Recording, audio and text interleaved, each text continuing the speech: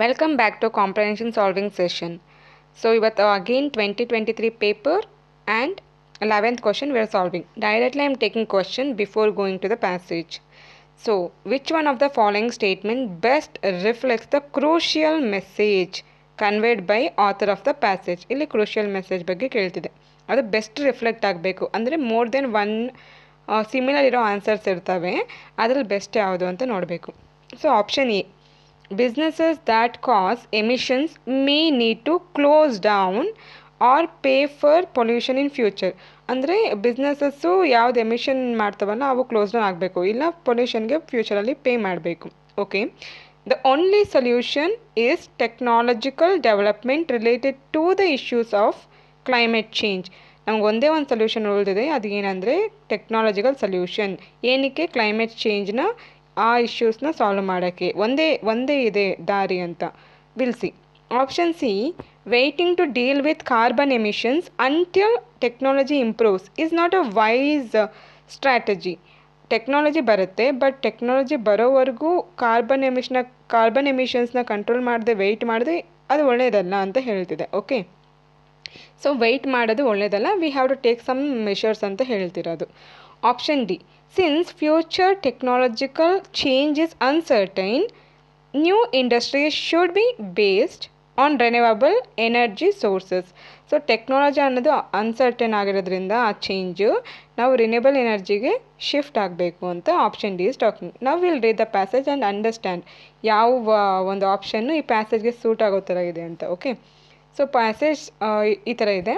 The emissions humans put into the atmosphere now will affect the climate in the middle of the century and onwards. So ಇವಾಗ pollution ಮಾಡ್ತಿದ್ದೀವಲ್ಲ ಅದು ಈ middle of century ಇಲ್ಲ ಮತ್ತು ಮುಂದಕ್ಕೂ affect ಆಗುತ್ತೆ ಈಗ ಮಾಡ್ತಿರೋ pollution. Technological change meanwhile could make a future transition away from fossil fuels cheap or it might not, leaving the world with a terrible choice between sharply reducing emissions at huge cost or suffering through the effects of unabated warming. So ಇಲ್ಲಿ ಏನು ಹೇಳ್ತಿದೆ, so ನಾವೇನು ಮಾಡ್ಬೋದು, technological change ಆಗುತ್ತಲ್ವ, so ಅದರಿಂದ future transition ಅವೇ ನಾವು fossil ಫ್ಯೂಲಿಂದ ದೂರ ಹೋಗೋದು cheap ಮಾಡ್ಬೋದು, ಇಲ್ಲ ಮಾಡದೇ ಇರಬಹುದು.